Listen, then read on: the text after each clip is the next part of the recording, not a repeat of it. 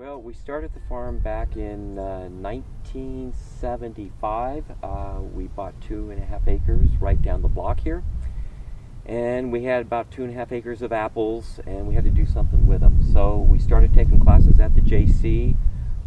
We had some great mentors here in Sonoma County.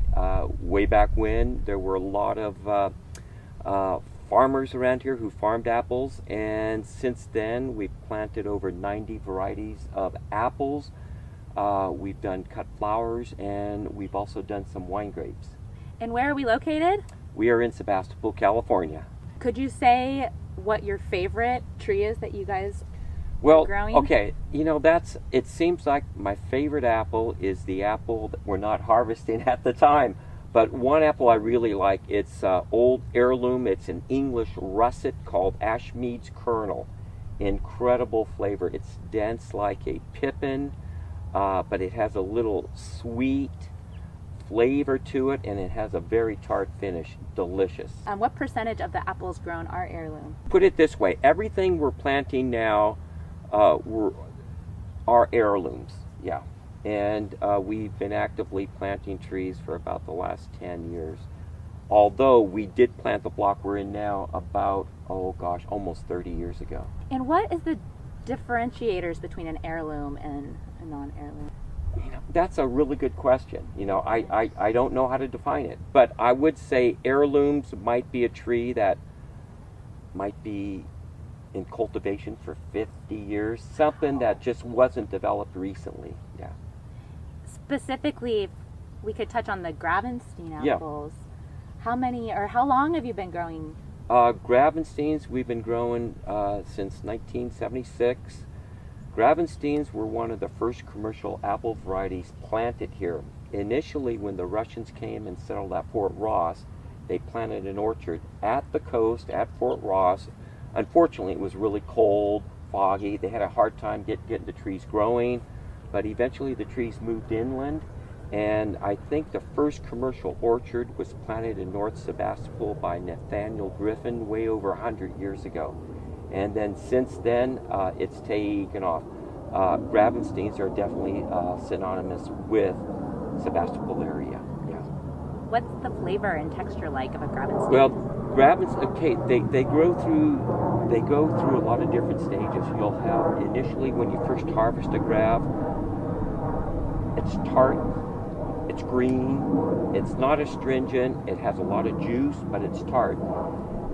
By the second week, it develops a little more sugar, loses some of its astringencies, and becomes a really good eating apple and sauce apple. And then, of course, the third week, it's great. It's just a dessert apple, really good. And it's great for hard cider because of the acid, and it makes incredible hard cider. Could you speak to any eco-friendly or sustainable farming practices that you were? Yeah, well, we are certified organic on the apples. We start by building up our soil. We add compost. We fertilize. Apples don't need a lot of fertilizer, but we do use manure, composted manure, to fertilize the trees.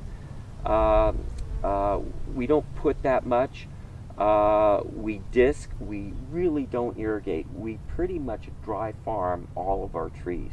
Wow. That's not by choice. We just don't have the water here in the West County. So our production's really low compared to the valley. In the valley, they might get 30 to 40 tons an acre. Our county average here is only 12 tons. But we get, because of the cool fog, we get really intense flavors. Hot day for us is in the 80s.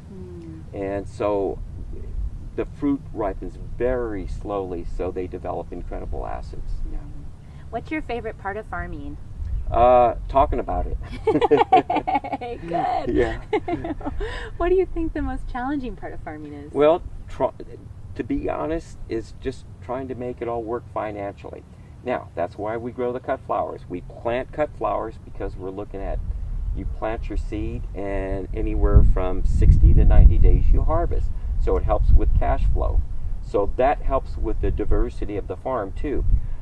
Plus, that helps us keeping our employees year round. They're just not seasonal workers. And then the wine grapes are great because they come in late season. So I think what's great about the farm is having the diversity. Yeah. Good deal. And if you were to say any closing thoughts or anything that you would want someone to think of when they eat your fruit, what would you say? Good question. I hope it's ripe. I hope it's crisp. I hope it's juicy. And we do the best we can. Now, we sell apples by the box and by the apple. We don't, we're not big production growers. So everything we do, it's hand done. We thin by hand. We harvest by hand. And the guys take great care in providing the best possible fruit we can. How many employees do you have? We have about 13. Yeah. Good deal. Cool. Yeah. Well, thank you so much for having us out Yeah. here today. This is such a beautiful office, workplace for you, but then also such a treat for us to come out and see all the hard work. And it's just it's a beautiful setting. So thank Great. you so much. It's my pleasure. Great.